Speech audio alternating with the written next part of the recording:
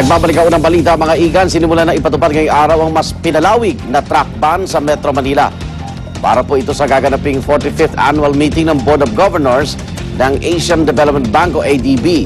May live report si Salima Refran. Salima. Alas 4 ng madaling araw, sinimulan na ang pagpapatupad ditong pansamantalang total truck ban para sa isasagawang ADB Board of Governors meeting dito sa bansa. Mula sa dating 6 a.m. to 9 a.m. at 5 p.m. to 9 p.m., ginawa munang 4 a.m. to 9 p.m. ang truck ban sa Metro Manila para sa ADB Summit. Kaninang alas 4 ng madaling araw, kapuna-punang kaunti na lamang dumaraan sa may R10 papuntang Ross Boulevard. Ang mga truck lumiliko agad sa P. Burgos. Kahit naman kasi sa regular na araw, pinagbabawal na talaga sa mga truck na bagtasin ng Ross Boulevard. Pero nang tanungin namin ng mga truck driver sa mas pinalawig na truck ban, ang ilan aminadong hindi nila alam ang tungkol dito. Ang pinatutupad na truck ban ay para hindi maaberya sa traffic ang may 4,000 delegado ng summit. Katunayan, nagtalaga din ng courtesy lanes ang MMDA na eksklusibo para sa mga delegado. 2 lane ng Ross Boulevard ang magiging para lamang sa mga delegado, pero bubuksan din sa regular vehicular traffic matapos makaraan ang mga dadalo sa meeting. May mga pagbabago din sa pagbubukas ng San Marcelino Street sa mga regular na motorista, depende sa oras. Alam mo ba na merong truck ba na ngayon, 4 a.m.?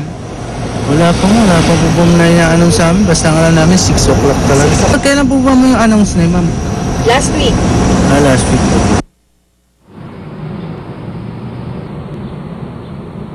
Igan, hanggang sa Sabado nga, itong ADB Board of Governors meeting. Kaya abiso ng MMDA sa mga motorista, laging makibalita para sa latest traffic rerouting.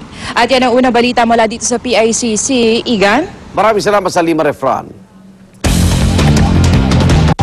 Sa Caloocan, arestado ang ilang miyembro ng isang non-government organization o NGO matapos rumesponde sa isang abduction kahit di otorisado at walang kasamang mga pulis. Darito ang report ni Micaela Papa.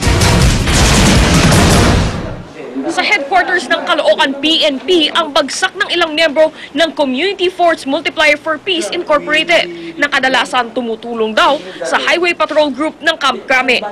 Kagabi kasi, nagsarili umano ang grupo at humisponde sa isang abduction kahit walang kasamang pulis. 2 araw na raw nahanap eh.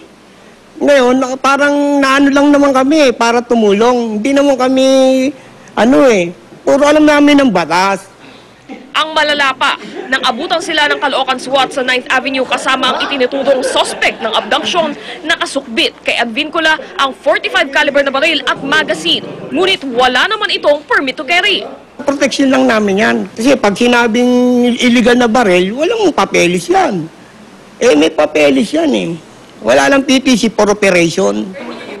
Ayon sa pulisya, mahigpit na ipinagbabawal ang pagkilos ng mga civilian force multiplier na walang kasamang pulis o wala man lang koordinasyon sa nakasasakop na police station.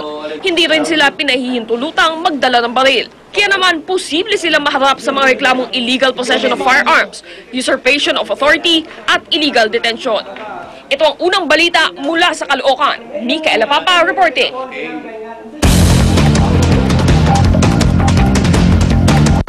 Samantala, mahigit 100 lechong baboy ang ibinida sa pista ni Senyor San Jose sa Ipil, Zamboanga, Sibugay. May mga isinakay sa karosa, may mga pinasan, at meron ding nilagyan ng disenyo.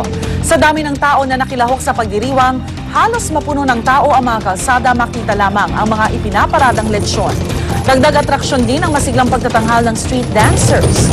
At dahil kasabay ng pista ang Labor Day, sari-saring programa ang idinaos para sa mga manggagawa, tulad ng job fair at libreng check-up.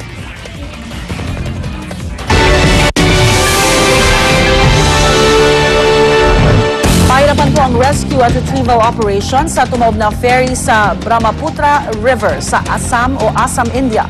Mahigit 100 sa 300 pasahero ng ferry ang pinangangambahang nalunod.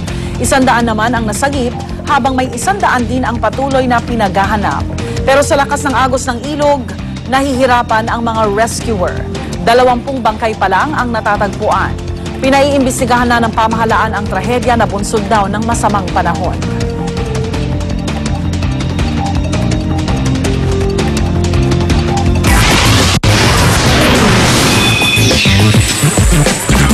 Jennifer Lopez, posible raw na mag-concert sa Pilipinas. Habang nasa isang press briefing sa Los Angeles, sinabi ng singer-actress na magkakaroon siya ng series of concerts sa Amerika. Makakasama niya sa concerts ang Latino singer na si Enrique Iglesias at isang Puerto Rican singing duo. Nang tanungin naman si J-Lo kung may plano siyang dalhin sa Pilipinas ang kanilang concert tour, sinabi ng American Idol judge na posible ito dahil plano nilang mag-stage ng international concerts by the end of the year.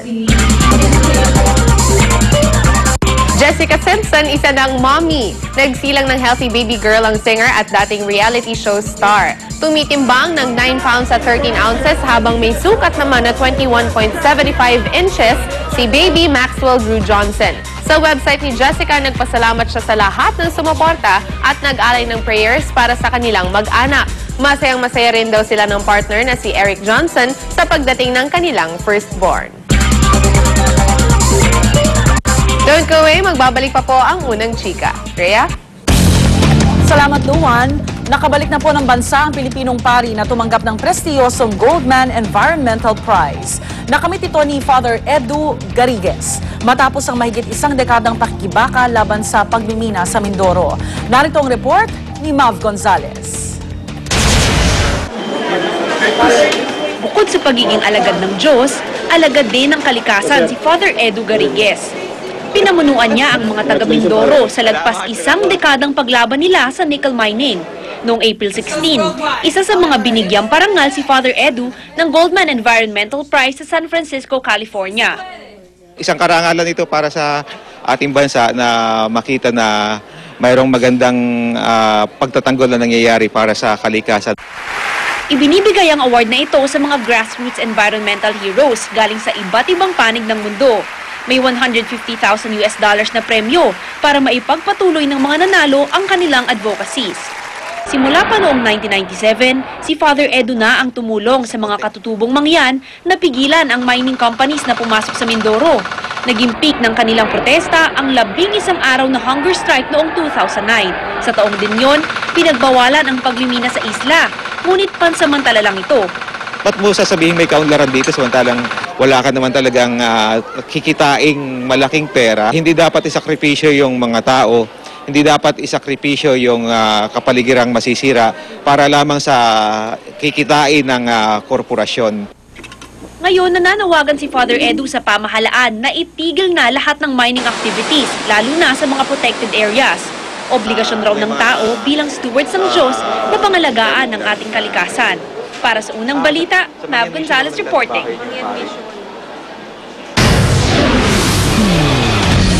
At ang hirit namin mamaya, bakating poultry farm sa Consolacion, Cebu. Nasunog. At 2 kotse nagsalpukan sa Mandaluyong.